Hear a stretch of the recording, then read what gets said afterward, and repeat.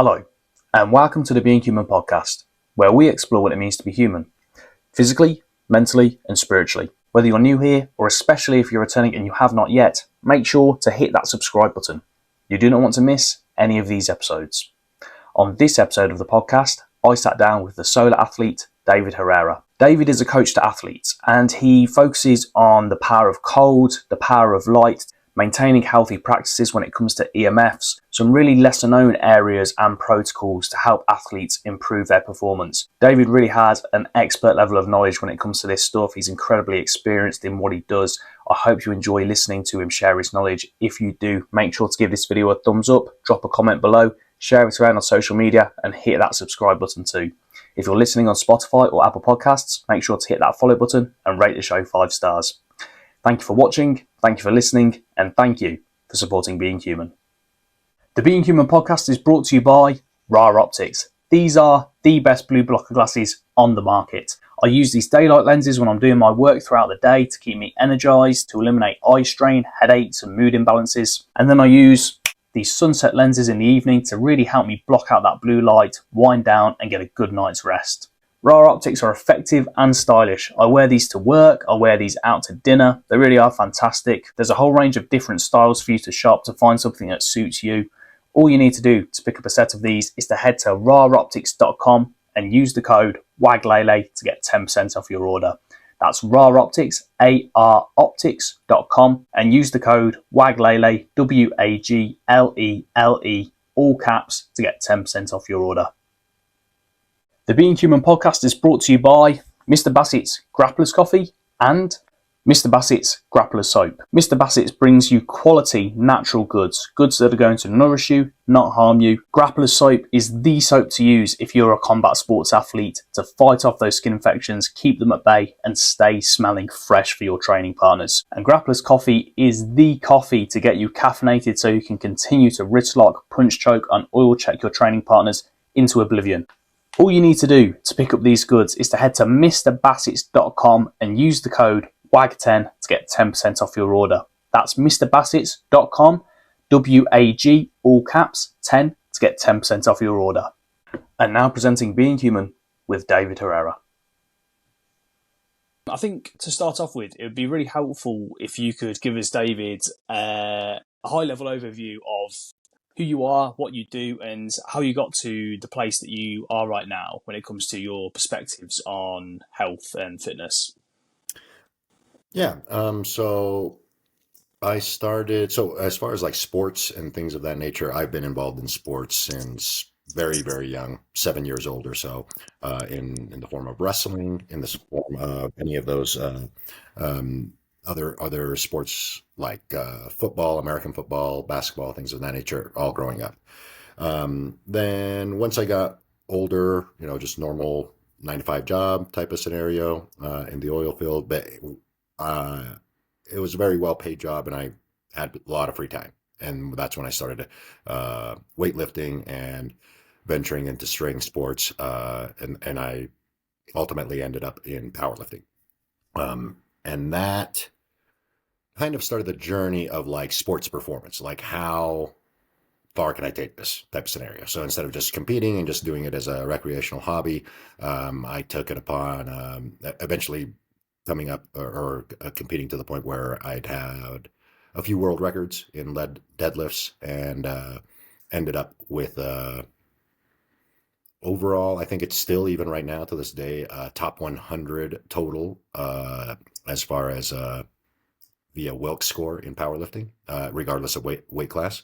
So that ended up being over 10 times body weight total in the squat, bench, and deadlift. And that journey to get there from start to finish involved learning a lot about just how the body works, right? In terms of nutritional intake and habits that you need to essentially prioritize to make sure the recovery is on point, learning a lot about performance enhancing drugs, all of those types of things. And then that led to, my best competition ever in early 2020, right around when COVID was happening.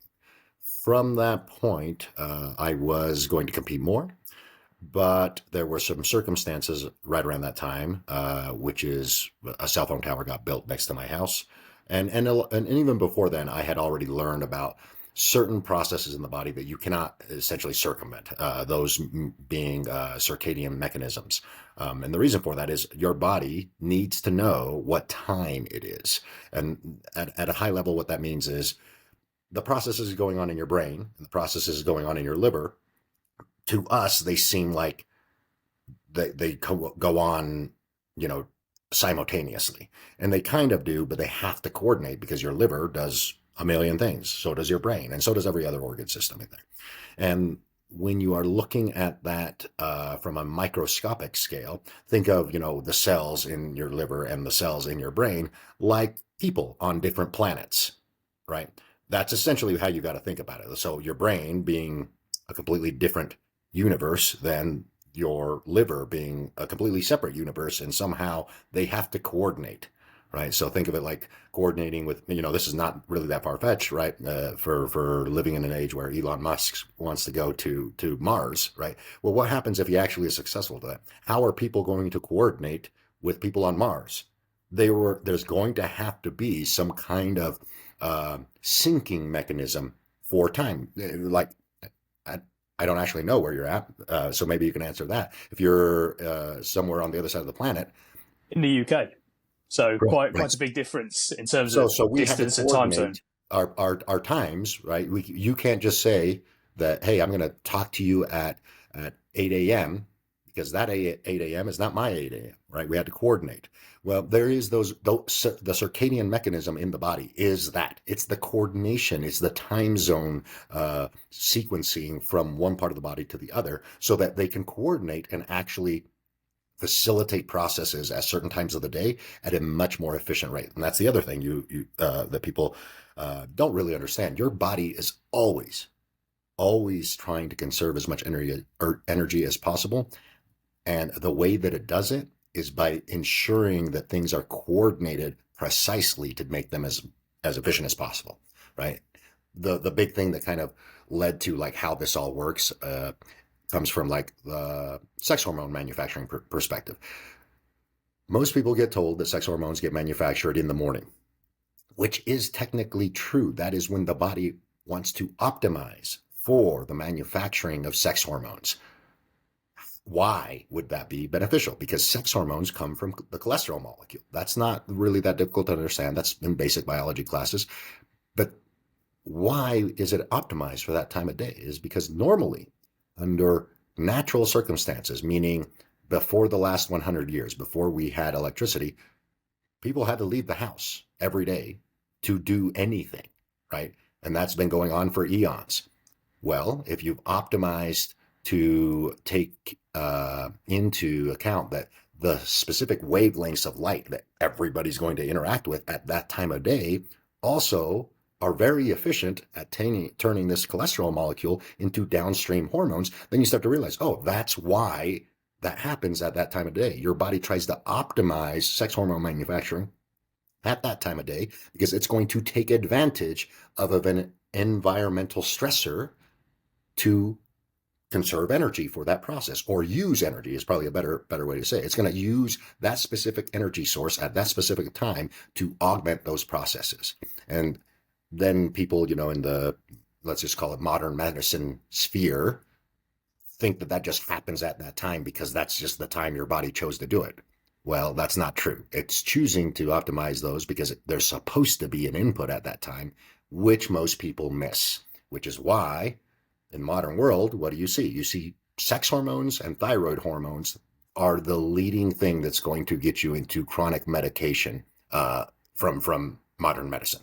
Like if you were to, you know, not necessarily you in particular, but people your age, right? I'm assuming you're like mid-20s. Yeah, 26. Yeah.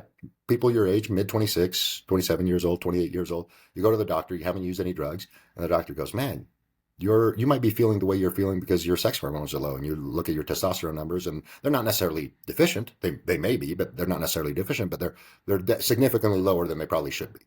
Then you get put on testosterone replacement therapy or some kind of adjunct therapy, and even and that's for most men. For females, it's actually the on the thyroid perspective, because thyroid manufacturing happens in the nighttime and in the daytime. The switching effect, because there's inactive thyroid hormones and active thyroid hormones, and that starts to get dysregulated. The reasoning for that, and I don't even want to call it reasoning. The reason for that is because you are augmenting certain wavelengths of light that tell the body that it's daytime when it's actually nighttime, or not interacting with other wavelengths of light that would normally tell the body that it's daytime, and it doesn't understand that it's actually daytime, so there's no switching effect. Um, that's basically what led me down to, sports performance. Some of the drugs that I'm taking actually can be augmented by taking them at certain times of the year or certain times of the day, and that sort of stuff.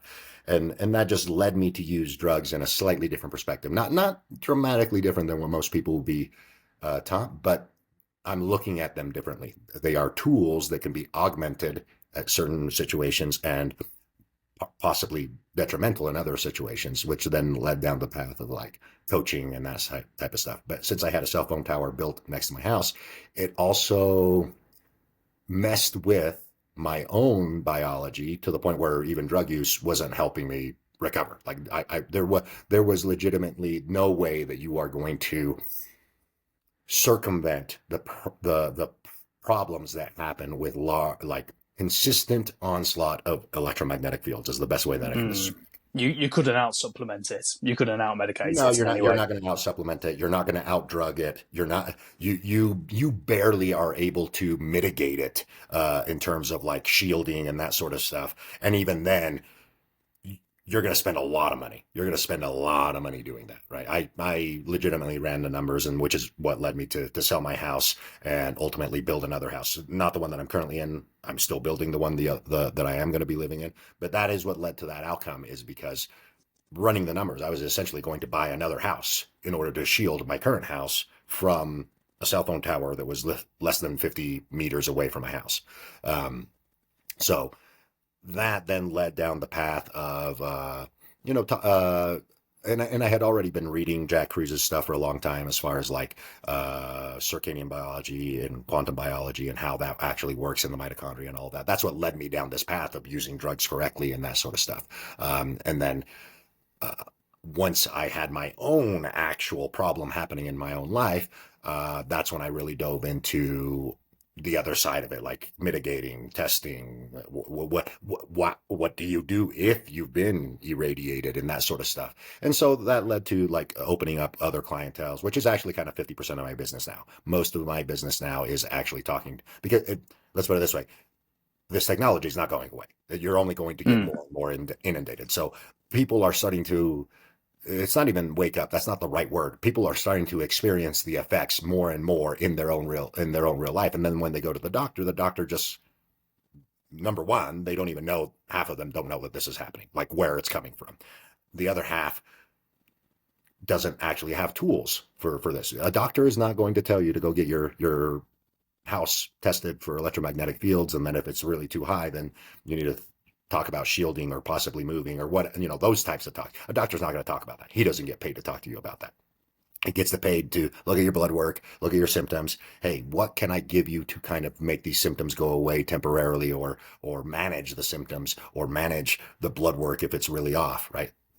Like that's just what they get paid to do, right? People don't understand that modern medicine essentially is a tool. That's all it is. It's not a panacea. It's not a, for disease management is what I'm getting at. Like if you break your arm, definitely go to the doctor and get your, if you get a broken arm, get a broken nose, get in a car accident, that's where you need to go, right? That is the perfect tool for the job. That's why I'm saying modern medicine is a tool. You have to understand what the tool is capable of and what it's not capable of. What it is not capable of is curing diseases. They do not cure diseases. They manage diseases at best. Yeah. Yeah, no, I absolutely agree on that. A lot to unpack there that I want us to get into. You mentioned about learning to take drugs, hormones at different times of the day in order to augment the effects of them. Obviously, I think this is something that's quite obvious when it comes to something like growth hormone or growth hormone stimulating peptides such as ipamorelin. You want to take them at night, just before bed, fasted, basically in the same way to, you want to take them in line with when your natural growth hormone pulsation maximizes. When it comes to Let me testosterone, pause you. Let me pause you for just a moment. With those specifically, you can take them at other points in time of the day. It depends on the effect that you want. So that again, I'm glad that you actually kind of started with this.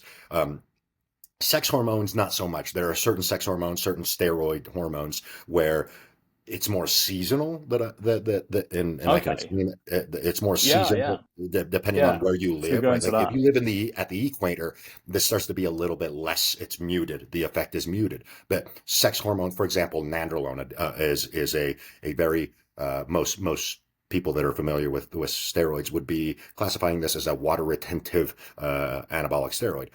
That is actually beneficial because water is a red light chromophore. So if you are red light deficient and it happens to be summertime, nandrolone might be a thing that actually helps to augment your ability to collect red light and heal tendons and ligaments. Taking nandrolone in the winter, if you are not spending a lot of time inside, that actually could lead to problems like prolactin problems and things. That's where people that's where you get this side effect profile where like some people like absolutely hate nandrolone, for example. We're talking about that, or other people absolutely love it. A lot of that effect actually is a seasonal effect, and when you used it, right? So if you Okay. right, like if I take nandrolone in the winter, but I don't go outside at all, guess what? I'm not creating any infrared light naturally from body heat production, and I'm not getting any infrared light from sunlight because I'm spending most of my time inside because it's winter. Yeah, that means that you have a lot of that potential progestenic action causing water retention that's not doing anything. So it starts to get elevated, right? Because the body goes, hey, this particular hormone does this. It augments water retention, and we are not getting the stimulus that we should get on the other end, which is infrared collection. So what does it do? It amplifies that effect. Well, that's where you'll get a side effect. But if you were to take that same nandrolone molecule in the middle of the summer where you get a lot of sunlight, just passively because the days are so much longer, you're probably not going to get as much of a progestenic effect because the feedback mechanism is actually going, hey, yeah, we are collecting plenty of infrared light. We don't need to ramp up that particular progestenic effect. You see what I'm saying? Like that type of talk is what people don't understand. These hormones do specific things in biology,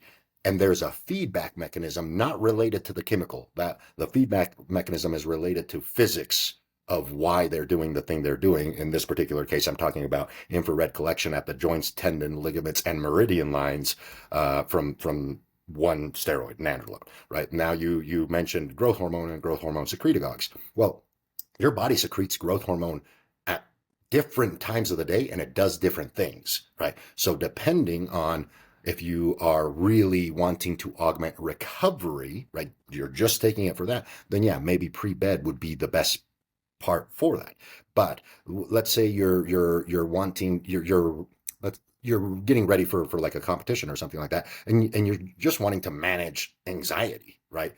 Then maybe a little bit of growth hormone during the day might bring that back down in check because growth hormone Okay. tends to level you out a little bit, make you a little bit more docile. That may be helpful. You see what I'm saying? Like when you start thinking about the different effects that it does in terms of the circadian mechanism switches that it might interact with, then you start realizing that it is a tool that does certain things, and it might be beneficial at different times of the day or different parts in your training, depending on what you're needing. What about testosterone, TRT? Does Yeah, that differ with seasons and times of day? well, it'll be different in the side effects that you tend to get, right? Like if you're somebody who's prone to a lot of DHT effects, like on your scalp, for example, well, if you don't get a lot of sunlight, that's definitely going to be augmented. If you do get a lot of sunlight, so for example, this is how kind of beautiful actual nature is. The same light that makes the sex hormones, UV light, UVA light specifically, will start to initiate the mTOR cascades to make your sex hormones. Well, UVB light comes next. If you get enough UVB light, it deteriorates sex hormones, especially on your surfaces, right? So if you're somebody who spends a lot of time inside and you are susceptible to hair loss, for example, well, you might want to actually keep your testosterone on the lower end if you're trying to manage DHT effects, right? If you're not susceptible to that, it might not matter.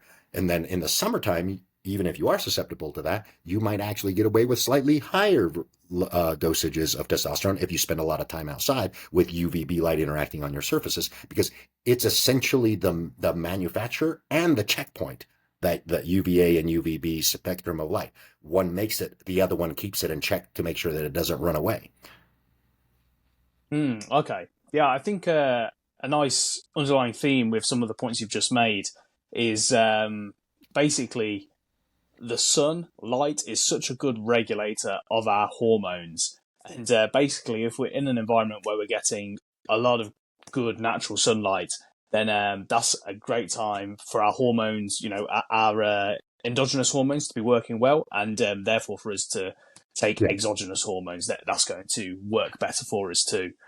Yeah, Yeah, it's, and it's actually that's a good way to put it, right? If you're trying to augment things, right? Let's put it in. I don't know if you're a car guy or not, but let's put it this way: if your car is running exceptionally well, adding performance parts to it is a great time to do that, right? You're going to get a lot mm, more out of that engine. But if the engine is running really crappy, adding performance parts to that, now you got to be careful that you don't ruin the engine, right? Think of it that way, right? The more you interact with natural systems, the better you're going to run. And now when you add a performance enhancing drug to it, you're going to get more out of it, right? That's, and it's not necessarily something that I'm known for or whatever, but I I guess one of my mentors that I should say, as far as like drug use, like which drugs do what kind of things, right? Teaching me about the tools, right? Teaching me about the tools. His name is Broderick Chavez, Team Evil GSP. As far as uh, I've done like a 5-part series that was recapping the 1 year lead up to my best powerlifting meet ever. The whole theme behind that is that there was a very specific periodization that went along with my drug protocol that went for that. And peak dosages weren't really very aggressive at all for somebody my size and for the caliber of lifting that I did. And he came to and when we both came to the conclusion, epigenetics had a lot to play with that, right? That you happened to exploit your epigenetics enough that you didn't really need as many drugs as most people would think to achieve that. And that's what a lot of people also don't understand in medicine.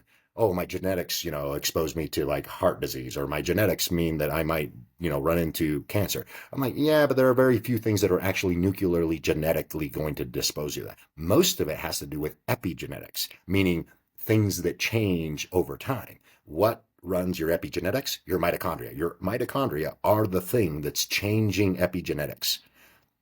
So think of training, right? If you train hard enough for long enough, you've changed your epigenetics. You are more predisposed to handle certain stressors depending on the sport that you chose much, much, much better than anybody else who's just starting out in that same sport. That's epigenetic switching. Your genes, your nuclear genes, didn't have anything to do with that. It was your epigenetics that you switched over time consistently with the consistent stimulus that you give it.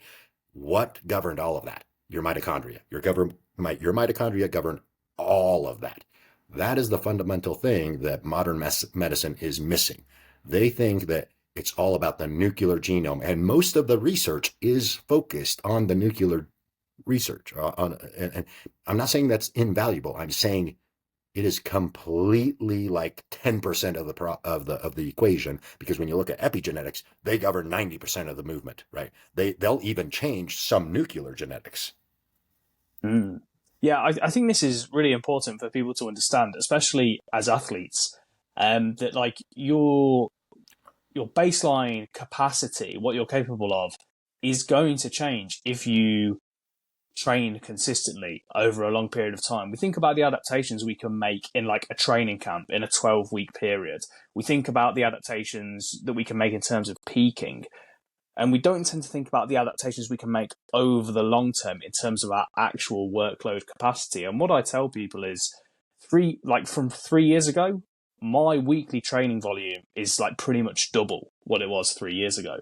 And like before, like I wasn't able to train as much as like some other people on my team, and I would just chalk it up to the fact of, I'm not naturally as athletic as them. I'm not built to, you know, work as much as them as an athlete. And okay, maybe at the, like I said, the nuclear level, at the genetic level, maybe that's true. But I've put so much work in consistently over time, over the past 3 years, that now I'm training just as much as them, if not more than them. And like you said, that's purely epigenetic. That's just adaptations from the stimulus you've given your body. So yeah, I think that's really important for people and to understand. I think we think about, we recognize short-term and medium-term adaptations much more than long-term adaptations, because it's hard to, like, people don't naturally zoom out and see the big picture, right? It's difficult to do that.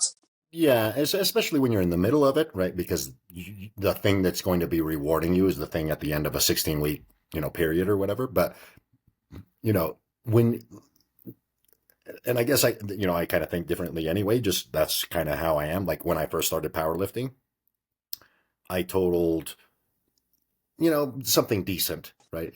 But it wasn't anything spectacular. But immediately I was thinking, hey, my deadlift is national level already. And some people at the meet told me, oh, you should definitely lean into this. Your deadlift might turn into a national record.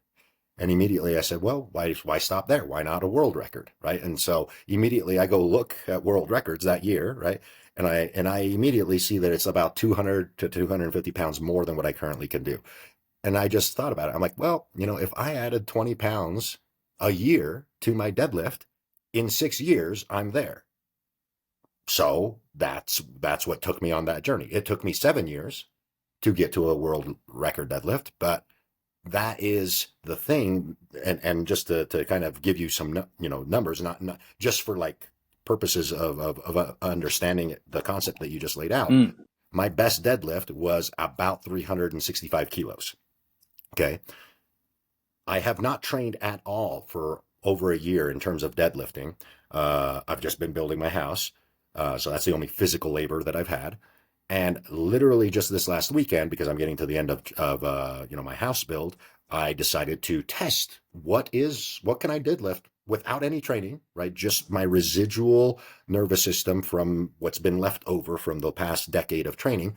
And I deadlifted 290 kilos, right? So a 30% decrease with zero training. So that's my baseline of zero training for 12 months, right?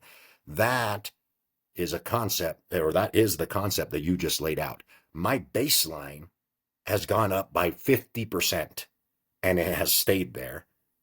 And that means that if I start training again, I'm not starting from scratch. I'm nowhere near the where I started. I'm 100% essentially higher than when I started, which means that the upper peak could be much, much higher if I decided to start training. Well, I probably will, but that lays out your point of when you think of it in 5-year blocks, immediately at the end of a decade, you should be a completely different person in regards to the adaptions that you consistently engage in, which then brings me to the point of, hey, if you consistently do a couple things in terms of circadian mechanisms, or are not doing things in terms of circadian mechanisms, you're going to run into problems, or you're going to circumvent problems, right? One of the main ones that's kind of controversial, I don't necessarily think it is cancer, right? If cancer is exactly this, cells that don't know what to do except for energy production and replication. They don't know how to coordinate with the organ system that they're supposed to be. That is disinformation, essentially. What did I tell you at the very beginning? It's about coordinating information, right? Cells are always trying to coordinate information, and when they get dysregulated, that turns into a cancerous cell. This happens normally. Your body just happens to have mechanisms in place that will mark those cells to get rid of them every evening when you go to sleep, when you go through the proper sequences for that process to happen effectively. If you consistently mess that up for a decade or two, you end up with cancer, right? If you consistently engage in the right behaviors to efficiently augment those behaviors, you don't end up with cancer. A perfect example of that is early 60s, 70s, people started linking tobacco use with cancer. But there's exceptions to those rules. We all know the old lady that smoked until she's 90 and never got any cancer. Well, why did she happen to get that lucky? Oh, it's genetics. It's not genetics, it's epigenetics. If you asked her exactly what she did, she probably went and smoked her cigarettes out at the park for days on end, right? So she's augmenting certain epigenetic switches that help her get rid of the cancer that she might be inducing, right? Yeah. Yeah, I think the main thing for people to realize is what kind of like two things. One, long-term habits compound, and again, like that's something that we don't, something that when I say that, like everyone should know that it should resonate with everybody. But like we always forget it. We always think we're constantly chasing the dragon, and the bro philosophy of, oh, I don't want to stop training because I'm going to lose my gains, bro.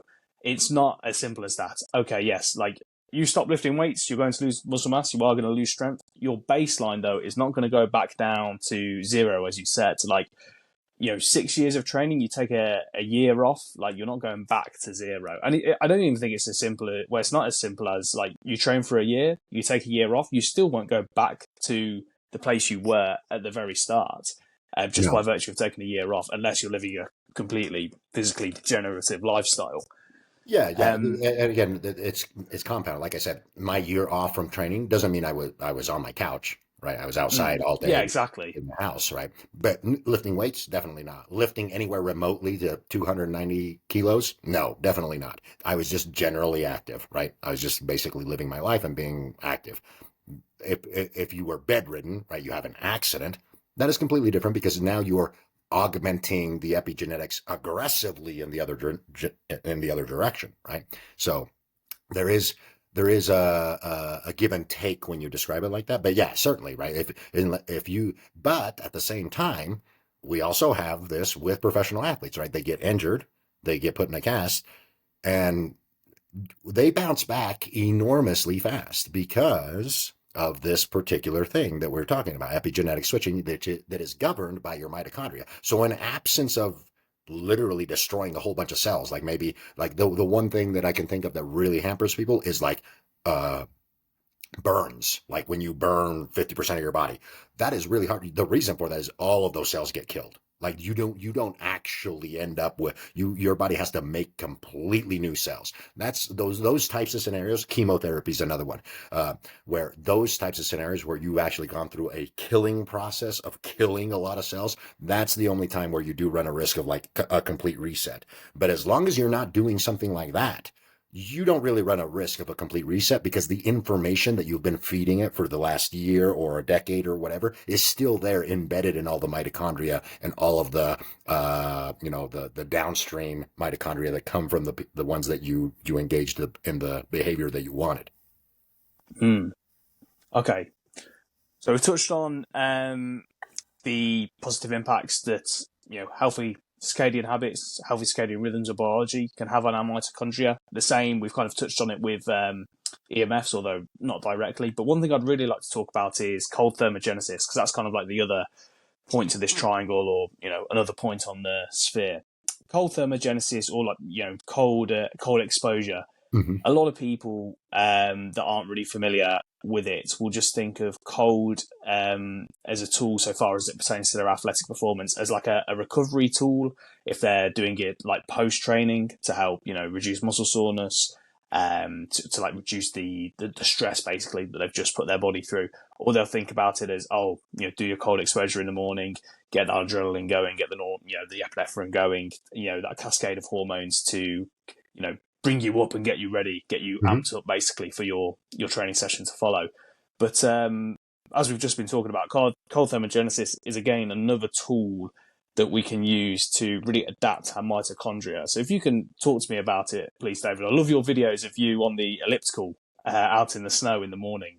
If you could talk to me about those pro tools. So it is a tool, right? Especially in the context that you just gave of like, getting cold exposure will ramp up neurotransmitter production like dopamine and noradrenaline and all of those things. It is also a tool for anti-inflammatory purposes like recovery and things of that nature. But at the end of the day, what it is the way that I view, and it's not even my view, it is a biological view. It is the secondary mechanism that allows mitochondria to function effectively in absence of sunlight, right? So it is a seasonal adaptation to run mitochondria effectively. And so I'll explain it in this manner, right? Let's forget about winter for just a moment. Let's kind of paint a picture of mitochondria run effectively. Oh, did I lose you? Oh, there we go. They run effectively with proper sunlight, like I highlighted at the very beginning, right? Proper sunlight signaling tells the mitochondria to make certain neurotransmitters augmented in the morning, sex hormones augmented in the morning, etc., those types of things. Well, cold exposure, there is, like you mentioned, adrenaline and dopamine. Those are key hormones that kick off the cascades for other cascades. So cold exposure in the morning and cold exposure in the evening basically tell the body that this switching mechanism is the first thing that needs to happen in the day and kicks off the rest of the, so basically it's a time stamping mechanism. That's what cold exposure is in terms of doing it at any specific time of the day, right? So those are the habits that I like to tell people in terms of how to use it appropriately to keep your circadian mechanism working correctly. You get some cold exposure with daylight exposure, whatever that is. If it's cloudy, it's cloudy. It doesn't really matter. It's just as long as you're getting daylight. But you want some cold exposure in the morning. That's key. And you want some cold exposure in the evening. Cold exposure, let's define that a little bit so people don't get to like, oh, I got to get in a cold plunge every day. I don't do that. I literally don't have a cold plunge. I just let my body experience 55 degrees Fahrenheit or less, which I think that's like 10 or 12 degrees Celsius, something like that. If it's that cold outside, I just go outside with minimal clothing on, experience that for 15 minutes minimum, and that's it. That's my cold therapy, right? As far as like keeping circadian mechanisms running correctly. So it's the secondary mechanism when sunlight is weak or absent to be able to run the circadian mechanisms correctly. So that's number one. That's why I talk about cold exposure. Now, if you want to be more aggressive or more poignant with what the result should be, now you can talk about the stuff that you just said. Hey, I'm really inflamed. I've been training really, really hard, and I just need to lower my inflammation. Then an actual cold plunge, a full body cold plunge, would be proper at that point in time. Or maybe you have a internal melanin problem, meaning we haven't brought it up, but melanin on your surfaces is not the only place where there's melanin. There's melanin internally in your substantia nigra, in your nervous system, along any smooth muscles along your diaphragm and your intestinal tract. There are smooth muscles that have lots of melanin around because they need consistent contraction and consistent electrical current. If you have problems in those areas, maybe something like diverticulitis or adhesions in the stomach for whatever reason. Maybe you've had a stomach surgery or something like that, or abdominal surgery, and you're needing to repair those processes. Well, cold exposure in those areas will start to make your body create more and more internal light through mitochondrial metabolism, and that will essentially, for lack of a better way to say it, tan your insides to create more melanin sheets in those areas. So that cold exposure becomes a very valuable tool when you're trying to do that type of thing, right? So it can be a very good tool if you know what you're doing. But at the base level, unless you have some problems like this, what you really need to understand is that cold exposure in the winter is something you need to lean into just to keep your circadian mechanism running correctly. Yeah, I think that's a great way to think about it, or an easy way to think about it for a lot of people, that the cold is almost like your substitute for the sun in the It winter. is. Yeah, it is. Yeah. That's the best way to think about it. And then you don't have to really do it year round. Like people think that's the other thing that, people think that it's an on and off thing. Like you just do it or you don't do it. I'm like, well, I don't do any of it in the summertime because I don't need it. It's not a thing that I need. Now, could I use it if I happen to run into an issue in the summertime? Like an injury that I need to lower the inflammation in, or a really hard training block? Absolutely. Because if you understand the tool, you can implement it when you need it, right? But in terms of habitually using it, and that's wintertime use for me. If you don't, if you're a healthy human being and you don't really have any other problems and you just want to continue to be as healthy as possible, then cold exposure in the winter just becomes almost like a non-negotiable, just like brushing your teeth. Hmm. Let's dig into melanin a bit more, if we Yeah. can. This is something I'm wanting to understand more and more. If you could give us your overview of what it is, how it actually functions, and obviously you already touched on it, but the fact that melanin is such an important part of our bodies when it comes to electricity and our body's ability to create light. And this is something that's going to like be like a crazy or new concept to a lot of people. Yeah. But yeah. So if you could just take us through that, please. Yeah. So what you have to understand is that melanin is actually a fairly new creation, right? Everybody, so let's back up just a little bit from an evolutionary standpoint. The first colored molecule, if you want to call it that, there's a much more scientific way to say it, but I'm just kind of going to put it in that way so people understand, is chlorophyll, green plants. They take, with chlorophyll, sunlight energy, and carbon dioxide and split water and turn it into all the things that they need. That's essentially what it's doing there. Now, melanin kind of does very, very similar things, but it's an evolutionary adaptation for higher life forms. In other words, things that aren't plants, animals. All animals have melanin. There's certain genetic mutations like albinos, and that exists in the animal world as well as in the human world, that you have a genetic mutation where you don't create melanin. So those, and that's where you start to see kind of how melanin is so powerful. Albinos suffer from a lot of neurological problems because they have a really, really hard time creating energy, electrical energy, because they don't have melanin to facilitate that particular thing. So the way that it does that is by being a semiconductor. Number one, the way that it's colored and the way that it's kind of formed and integrated into the body, it's kind of set up anywhere where you interact with the outside world. Your skin, your eyes, your cochlea in your ear, the orifices in your nose, any of your senses have a melanin sheet that is between your nervous system and the outside world. The reason for that is the outside world is your information. Everything that you're trying to be informed about is coming from the outside world. What you hear, what you smell, what you taste, what you see, what you sense, all of that you have to have high fidelity for. So, and more importantly, if you are using melanin, for example, you can collect energy, electrical energy, more efficiently when the substrate is more efficiently able to collect that electrical energy. So the easiest way to think about it, so people don't get too confused, because I mentioned that all your senses has melanin, right? The iris has melanin, your cochlea has melanin. Those are all doing it. So what I'm essentially saying, that's a little bit controversial, is you don't hear vibrations. You actually hear electrical signals. Right? Okay. Yeah. Right. Like, sure, the vibration touched your cochlea, but you're not hearing vibration. The cochlea takes that vibration, turns it into electrical energy that then goes down the nerve to your brain. Your nose is not sensing a lock and key mechanism, right?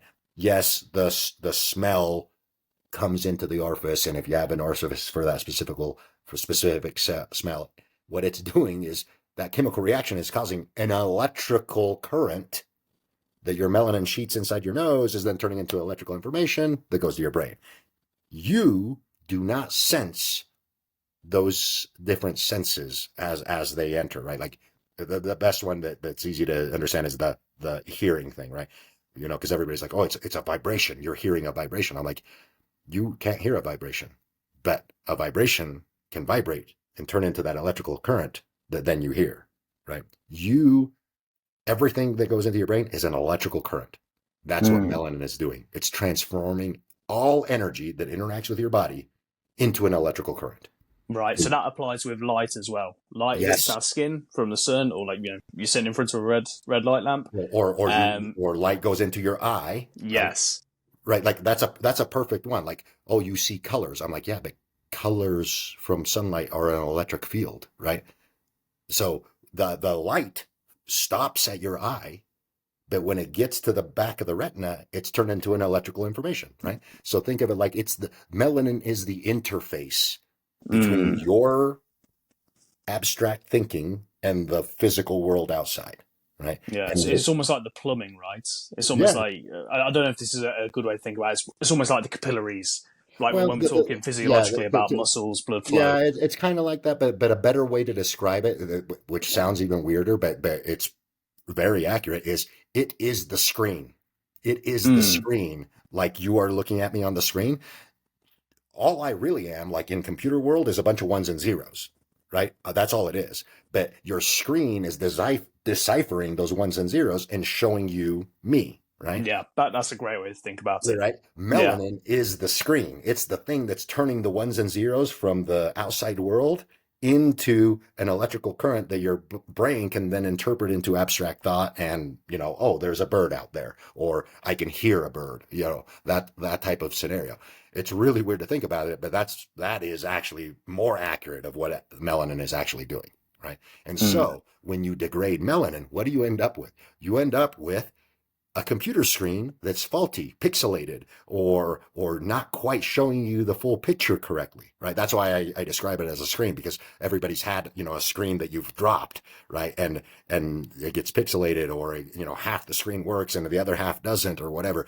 That is what melanin degradation is happening from a sensory perspective, right? Now, melanin, that's the my opinion, the principal role of melanin in terms of how it evolved to do all of that type of thing. And then there are secondary roles that you mentioned, like electrical energy production. That's alluded to a little bit when I said, if you degrade melanin because you had a surgery, an abdominal surgery, and you degrade the melanin sheets around your abdominals, they no longer have the electrical capacity to move the muscle structures, the smooth muscles in there as efficiently as possible, because there's not enough melanin in there to keep electrical charge there. Another one is orifices. My lips are darker than the rest of my body. Same thing with any other orifice that you can think about, for lack of, for not wanting to be crude, just think of, your anus or anything else. It is darker than the rest for a reason. It just like, if you know anything about muscles, you need electricity to contract the muscle. Well, what if a muscle needs to be Mm. contracted all the time? It has to have more melanin there. Ah, wow. Okay, yeah, that makes so much sense. Right. Yeah. And so that also is in orifices inside of your body. The main one that people talk about acid reflux, and how, almost everybody has acid reflux for right now. I'm like, well, did you think about it from an electromagnetic field perspective of how this is actually, there's a couple different ways to look at like electromagnetic fields and how they affect the body. There's the dehydration effect, because if they're powerful enough, they can dehydrate the water networks in the cells, and then prevents hydrogen or oxygen from interacting with hydrogen effectively to make mitochondrial water. There's that concept. There's also the concept that it bleaches melanin. So any orifice or any surface or any product in your body that requires a lot of melanin, it's going to be one of the first ones to react to melanin depletion. You end up, one of the key, like something that's on my questionnaire, if people talk to me, is, do you have acid reflux? Right? Do you have chronic acid reflux? That tells me that you might be being interacted by an electric field, or you just have a lifestyle where you're not replenishing melanin enough, and this might be an orifice that's suffering first from it, because it's starting to loosen up, right? If you think about it from a perspective, you're and the reason why I say this is because the first line treatment for acid reflux is to stop your body from making as much acid.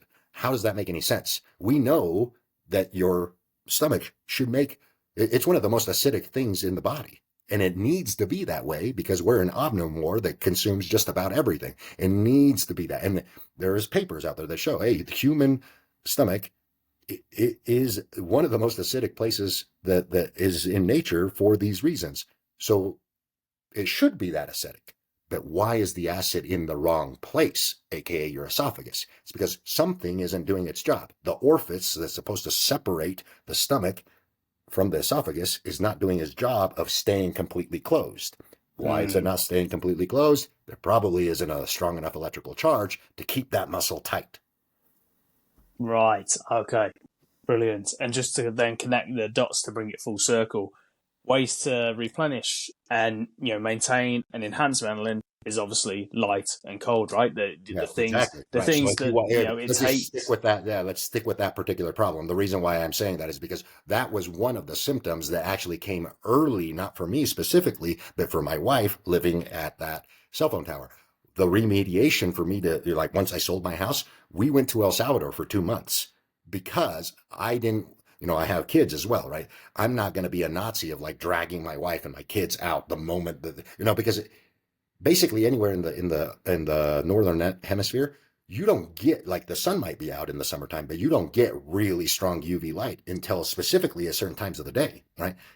I'm not going to be the guy that's like, okay, it's time. We got to get you all out there and we got to do it. Like, that's just not convenient with a family. So what did I do? I relocated temporarily where it doesn't matter, right? The sun is up in El Salvador or anywhere close to the equator. Guess what? You get UV light. Within 30 minutes of the sun coming out, there's a UV 6.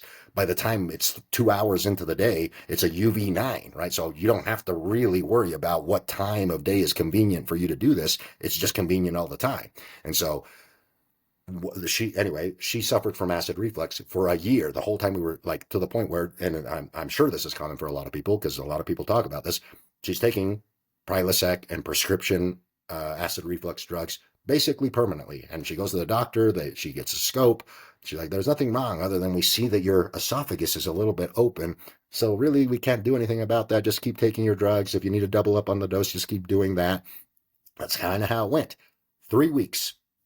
3 weeks of getting a lot of sun, right? She's intentionally tanning. And I mean, when you're in a place like that, you're basically wearing no clothes anyway. I mean, it's too hot for normal clothes. So she's basically just getting a really, really strong tan all over her body.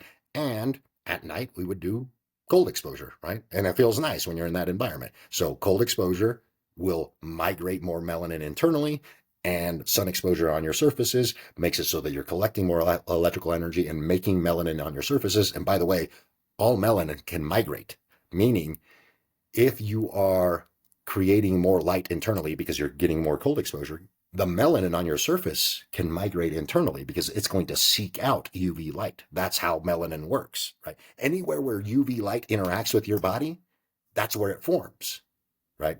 UV light on your surface from sunlight forms on the surface, forms on your irises, forms on your hair. It can make your hair darken, it can change the colors, etc. And then when you get cold, any melanin that you've created that's capable of moving is going to move internally because you created internal light when you expose it to cold exposure. That's brilliant. I think that's a really comprehensive explanation on melanin. So yeah, thank you for that. That's really helped my understanding. Obviously, a lot of what we're talking about is work pioneered by Dr. Jack Kruse. Let's talk nutrition, because I'm really interested to hear your thoughts on this. His stance on nutrition, his tagline is, eat like a great white shark, protein and fat. What's your thoughts on nutrition from the athlete's perspective and how it links into cold thermogenesis, magnetic fields, sunlight, and everything? Because the protein and fat thing makes sense when he explains it from in relation to everything we've been talking about.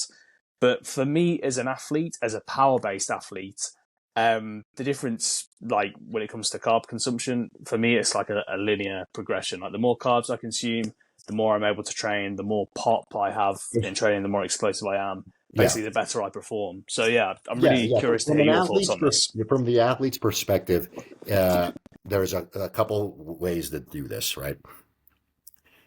If you are not getting enough cold exposure, or it's just mainly you get like 15 minutes here, 15 minutes there, you're probably still not fully switched over your mitochondrial capacity to run completely on fats and protein.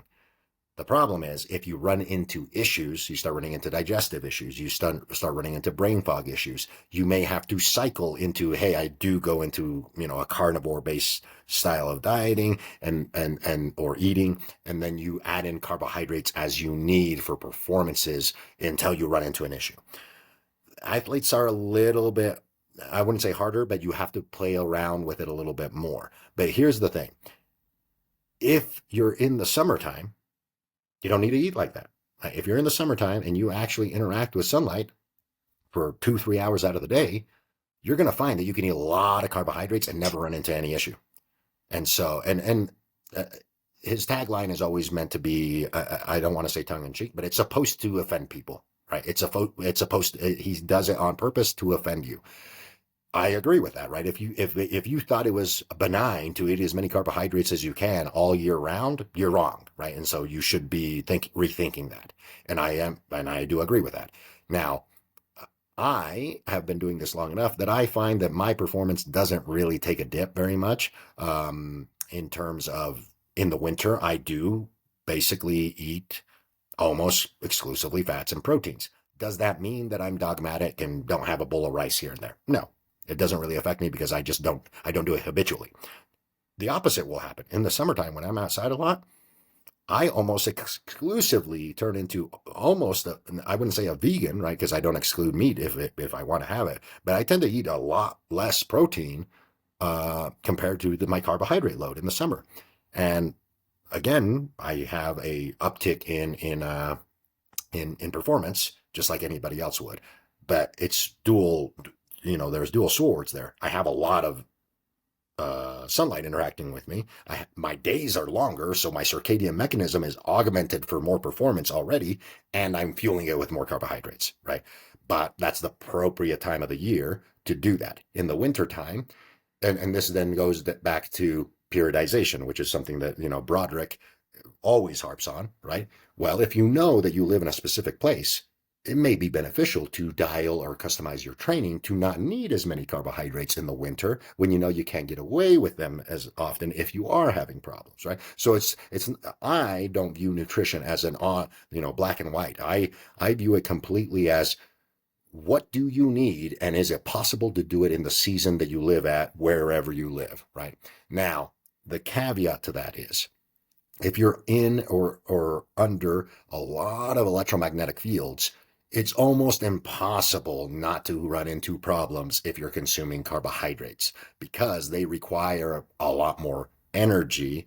And by carbohydrates, I mean natural carbohydrates. I'm talking about rice, bread, potatoes, like dextrose, right? If you go to and get a tub of dextrose, it's basically digested, right? There's nothing for your body to do there. And you might not run into you're also not going to get any nutrition out of that, right? There's no vitamins and minerals or anything in that, right? That's just fuel at that point. So that's also a way to skin the cat, right? Like if you're somebody that's like, oh, I have digestion problems in the winter whenever I consume lots of carbohydrates, right? Rice, breads, bananas, oranges, whatever, right? Then it's like, okay, well, when do you need that fuel? Well, I need it around training. Okay, this is where dextrose and other tools that aren't necessarily going to cause a digestion problem can come into effect, and you avoid the things that do cause a problem. What did I just say there, which is controversial? Natural carbohydrates can cause problems in the winter, and synthetic carbohydrate might be better for you. That's what I just said, right? But it's because you know that they're a tool, and you can take them away and insert a different tool that won't give you the right problem. Does it mean you should do it year round like that? No. It's situational dependent and personal dependent, right? And, if you are around a lot of electromagnetic fields, your gut tends to be a little bit more leaky. And so carbohydrates, aka plants, and again, this is actually kind of an argument from the carnivore people. Hey, plants are out to kill you. They're not wrong. Plants don't want to be consumed, right? They actively do have toxins in them that your body is adapted to kind of flow with those when it have plenty of energy coming from the outside environment. So the reason why the carnivore diet or anything like that works for a lot of the people is because a lot of the people are actually sunlight deficient. They're sunlight deficient. They can't actually process the natural carbohydrates and that probably don't even exist in their environment. And so they run into issues earlier in life because they've been, I don't want to say tricked, but they've been told, hey, fruits and vegetables, you should eat as much of them as possible. If you live next to the equator or close to it, or you live somewhere where, you don't get a winter, that's probably true.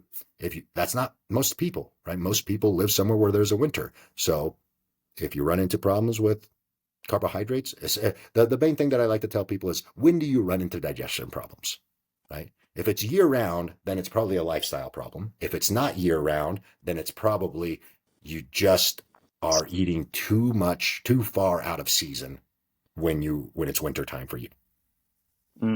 Again, that's really good to know. A really helpful frame.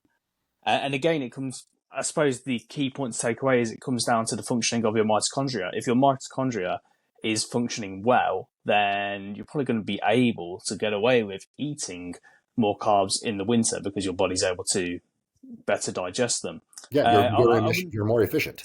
Yeah. I wonder, maybe it's the cold exposure idea. Again, like I don't do when we say cold exposure, I think people have this idea that you're jumping into a cold plunge every day. It's not that I do loads of cold exposure, but I make sure, like, we're coming just at the end of our winter now in the UK. Mm-hmm. Every day, regardless of summer or winter, all year round, first thing I do in the morning is I go outside into the garden, ground on the earth, on the grass beneath my feet, stand out there for 10 minutes. In the winter, even, with my dressing gown on, it's pretty cold. So maybe it's just that habit. I also do a cold shower every morning as well, or most mornings. So maybe it's that's allowing me to get away with it. But yeah, I mean, I've really upped my carb intake this winter, and I've been feeling great for it. But that must be a nice sign that my mitochondria is functioning. That is the key part, right? Like, if you're having a problem, there's always two sides to that problem. There is the stimulus, the thing that's causing the problem, and the thing that's allowing you to handle more of that problem, right? If you don't currently have a problem, do I think you need to cut out the carbs? No, I think you just need to lean into the thing that's going to allow you to keep that rolling. If you do have a problem, that's when you work it from both sides. Hey, let's reduce the thing that's causing the problem and augment the thing that's going to help you handle it, right? Which is why and as you get older, you just become less efficient. That is aging, right? That's why I'm saying, like, once you get into your 30s, you might not be able to have a carbohydrate load that you currently have, even though you kept up the same habit. Now, that's just natural aging. You kept up the same habit. You're now a decade older. Your carbohydrate load might not be able to be as high in the winter as it is currently. That's fine. Things change all the time. Your body's going to change all the time, right? So but with that framing, it doesn't become this weird thing like, oh, I can't get away with that. Like, even when you were younger, you probably didn't have to pay, like, younger than you are currently right now. When you're 14, 15, you could literally eat junk food and nothing. Oh, yeah, that's a great point. Right? Yeah. Like, you literally could eat poison, right? Like, things that are completely synthetic every single day for days and months on end, and nothing happened. Nothing bad came of it. I guarantee you try to pull that off now, that's not going to work. It's going to be very different. Yeah.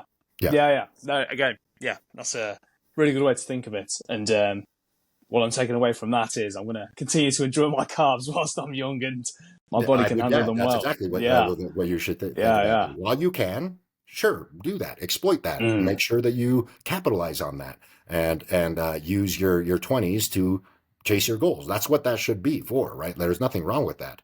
Do it if you're capable of it. And then as things change, you adapt. Yeah, I don't look forward to that day when I have to bring my carbs down. But if we have to, we have to. Yeah. As a closing note, we've covered so much great information today. Something I've been asking a lot of guests on the podcast recently is to kind of like give me your prescription for health in the world today. It's a very, very open, very general question, but how I position it is the world we live in today, as we've kind of exhibited through this conversation, it's very toxic, it's very harmful. Not to look at the world cynically and negatively, but there is so much in the world today that is out to harm us as humans, and just being healthy, but forget about, athletic performance, being the absolute, most vital being we can. Just being healthy can be really, really difficult for people in this day and age. What's your manifesto, your prescription, David, for human health in this day and age? This is going to sound really controversial or like inflammatory to some people, but that's just how it is. Pay attention to everybody else that's around you. And the less people are around you, the better off you're going to be in terms of what you mentioned. The difficulty of being healthy is going up, not because of what most people are going to tell you. Like most people are going to tell you that it's all your synthetic foods. It's the synthetic environment that comes with a stronger population density, right? A stronger population density by default is migrating to more and more tech abuse, meaning next thing you know, you have 15 cell phone towers on top of one building, and every single building has them because you have 300,000 people in a 20-mile square radius. You're essentially making the electromagnetic field footprint bigger and bigger and more aggressive the more people are in that area. This is not, again, this is why it's going to be inflammatory. How do you work in the modern world and not live in a city? And my answer to that is exactly what we're doing here. You learn to work somewhere else, but you use the technology that's actually making it hard to be healthy to your advantage. In other words, you have to start thinking from a decentralized point of view, not a centralized point of view. And then you have to essentially do the same thing with your money, right? And this is I'm a little bit known for this, but not that much. And that is Bitcoin, in my opinion, it is the decentralized money for people that want to be fully decentralized, so that they cannot be controlled. Because if you cannot be controlled of where do you live and where do you spend your money by central entities like governments, then that is a game changer for anybody who's looking to be a predator in the world. Right now, I said it that way very specifically and very purposely because of this, and I will explain it. In nature, predators keep other predators in line. Predators, as the word is stated, most people are going to think that they're going to give it a negative connotation. It's not negative. Predators are there to keep the ecosystem running correctly. They keep other predators in line. In a centralized financial network or social network, there's only one predator, and that's your government. That is what's called a super predator, and they make everything dysregulated. Whenever an ecosystem narrows down to one predator, that ecosystem it dies, essentially. Predators, meaning other financial ways that you handle your money, or independent of the other predator's food web, if you want to call it that, that's what keeps the other predator in line.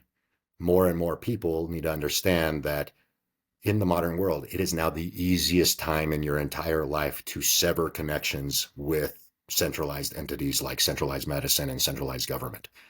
It sounds scary, but doing it is well worth your time if you are from a predator mindset of, I'm not the one that's going to be controlled. I control my own destiny, and you have the tools to do it. This is the modern age where you have that capability to do it anywhere on the planet. You literally can do this anywhere on the planet. You just have to think of it from that perspective. Yeah, that really resonates. I think I agree with all of that. It's certainly the mindset I have, and I think it's a mindset that would behoove many people to have in this world. Yes, thank you. Yeah. David, thank you very much. Where can people go if they want to consume your content and get in touch with you? So I'm the most active on Instagram. You can find me on my personal page. This is David Herrera 1119. That's going to be, where used to be where I had all my training posted. Once I start training, that's where it'll be. But that's going to be like where I have clients, highlight reels of my clients, highlight reels of people that are going to be ramping up for competitions, that sort of stuff. And every now and then I do post like progress on my stories, progress of my house and stuff like that. The Solar Athlete is my secondary Instagram, and that is it's completely dedicated to sunlight, cold exposure, electromagnetic fields. That's where a lot of the science and like papers are kind of put into like carousels for people to scroll through and kind of get an idea of some of the stuff that we've talked about from an actual scientific literature standpoint. So if people ask me what kind of studies do you look at that kind of tell you about this type of stuff, it's all on that Instagram. and people can, go to the links to them and stuff like that. And that's basically the two places. In the bios, you can always find my email to email me for a consultation or ask me questions about whatever, or even, reach out for coaching, that sort of stuff. That's great. Thank you, David. Thank you.